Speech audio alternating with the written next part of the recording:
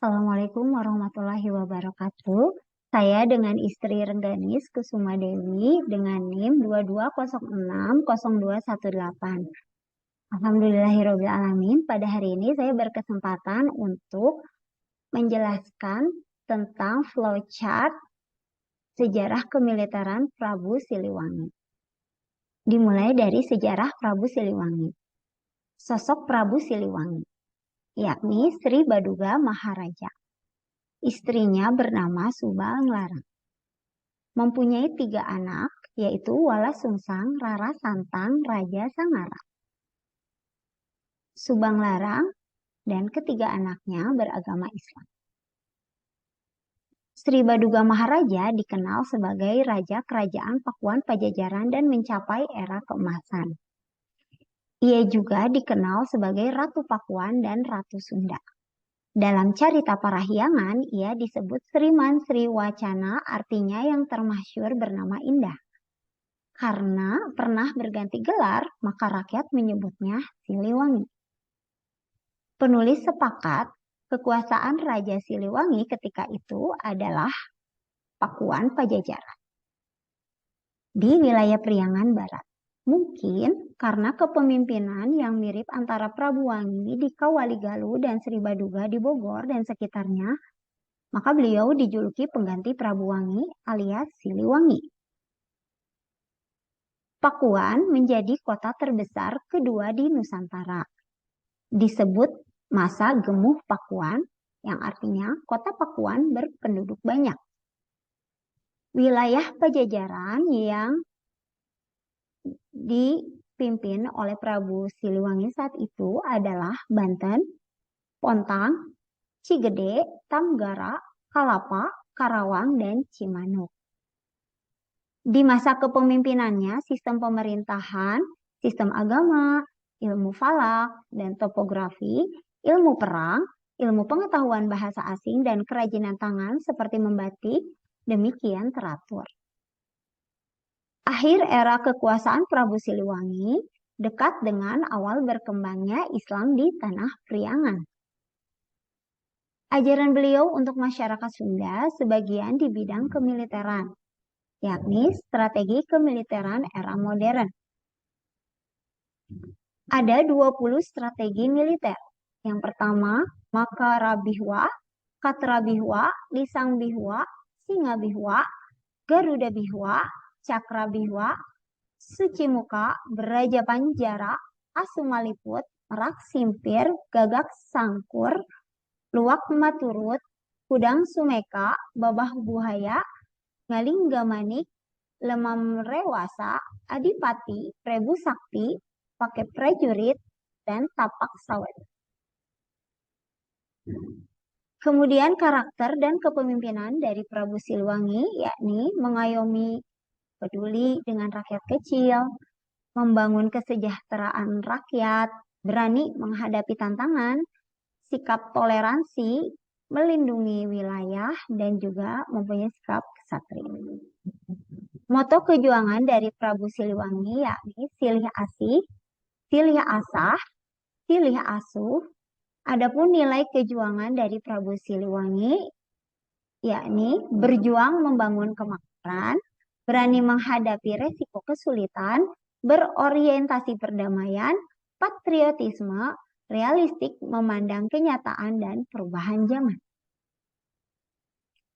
Nilai kemasyarakatan dari Prabu Siliwangi yakni saling tolong-menolong, bekerja sama, solidaritas atau kesetiakawanan, mendidik generasi penerus. Nilai kemasyarakatan Prabu Siliwangi ini menjadi cerminan untuk masyarakat, prajurit TNI, juga para pelajar dan generasi muda. Nama Siliwangi diabadikan sebagai nama Kodam TNI untuk wilayah Jawa Barat. Sesuai dengan isi wangsit dari Siliwangi, sing sahabae anu ngagunakeun ngaran Siliwangi atawa ngarasa jadi sekeleser Siliwangi, manehna bakal nanjung hirupna, bakal mulia gumlarna, kawangikeun sabuana panca tengah, nyaeta lamun manehna jujur, sinatria, teuneng, gumati kasiletik, nyaah karahayat, sarta wibawa kasasama. Sabalikna hirupna moal panggih jeung kasenangan, bakal lara balangsak saendeungna lamun ingkar tina patokan anu tadi. Semboyan Kodam 3 Siliwangi yaitu esa hilang dua terbilang. Nah, di TNI AD dan Kodam 3 Siliwangi ini mempunyai sejarah dalam pembentukan TNI, yaitu para pemuda Indonesia banyak belajar kemiliteran dan senjata modern dari pasukan Dai Nippon Jepang. Sejak tahun 1948, Jepang membentuk Heiho, dipimpin oleh Supriyadi. Pada tanggal 14 Februari atau sekitar 6 bulan sebelum proklamasi muncul pemberontakan peta di Blitar. Pada tanggal 23 Agustus tahun 1945, hanya 6 hari setelah proklamasi, Soekarno mengumumkan berdirinya Lembaga Pertahanan Rakyat yang dinamakan Badan Keamanan Rakyat atau BKR, yang terdiri dari bekas prajurit peta, bekas prajurit Heiho, bekas prajurit pelaut, pemuda-pemuda yang penuh dengan semangat pembangunan. Mereka semua adalah tenaga-tenaga yang baik untuk pekerjaan ini. Tanggal 5 Oktober tahun 1945, pemerintahan Republik Indonesia mengeluarkan maklumat pemerintahan RI nomor 6. Isi maklumat itu adalah pembentukan Tentara Keamanan Rakyat atau TKR sebagai Menteri Keamanan Rakyat pertama dipilih Supriyadi, mantan Komandan Peta Blitar. Momen ini nantinya diperingati sebagai Hari Kelahiran TNI. Kemudian di tanggal 10 November tahun 1945 terjadi perang besar-besaran di Surabaya. Kota Surabaya diserbu pasukan sekutu Inggris dari darat, laut, dan udara. 2 hari kemudian, tanggal 12 November tahun 1945, Sudirman diangkat sebagai pemimpin TKR atau APRI, Angkatan Perang Republik Indonesia. Tanggal 13 Desember tahun 1945, Jenderal Sudirman melancarkan serangan mematikan di Ambarawa, Magelang, lalu meraih kemenangan besar. Perang itu dikenal sebagai Palagan Ambarawa atau diangkatnya Jenderal Sudirman menjadi pahlawan besar TKR atau APRI. Urip Sumoharjo diberi pangkat khusus sebagai Letnan Jenderal. Dia mulai membuat markas tertinggi TKR di Yogyakarta. Di dalamnya terdiri Angkatan Darat, Angkatan Laut, Angkatan Udara. Tanggal 7 Januari tahun 1946, nama Tentara Keamanan Rakyat diubah menjadi Tentara Keselamatan Rakyat atau TKR. Tanggal 25 Januari tahun 1946, nama TKR berubah lagi menjadi Tentara Republik Indonesia atau TRI. Tanggal 5 Juni tahun 1947, disepakati penggunaan nama Tentara Nasional Indonesia atau TNI. Di era Orde Baru, pemerintahan RI menetapkan nama Angkatan Bersenjata Republik Indonesia atau ABRI sebagai nama resmi Tentara Nasional. Di dalamnya menggabungkan Angkatan Darat, Angkatan Laut, Angkatan Udara, dan Kepolisian Polri. Setelah reformasi tahun 1998, kebijakan berubah lagi. Polri berdiri sendiri dan nama tentara dikembalikan ke nama TNI seperti semula. Itulah sejarah pembentukan TNI.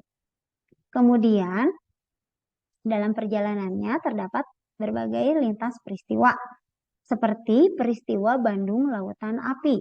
Setelah peristiwa Bandung Lautan Api, kemudian ada peristiwa hijrah pasukan divisi Siliwangi. Kemudian setelah itu, divisi Siliwangi menghadapi gerakan DITII. Kemudian setelah itu, ada pun peristiwa kepahlawanan di Dayakolot. Nah, setelah itu ada jasa Siliwangi dalam lintasan waktu. Bukan hanya dalam level Indonesia, tetapi jasa Siliwangi ini juga dalam dunia. Selesai. Itulah tadi pemaparan dari flowchart sejarah kemiliteran Prabu Siliwangi. Dan mohon maaf jika masih ada kekurangan pada saat memberikan penjelasan tentang alur yang disampaikan. Wassalamualaikum warahmatullahi wabarakatuh.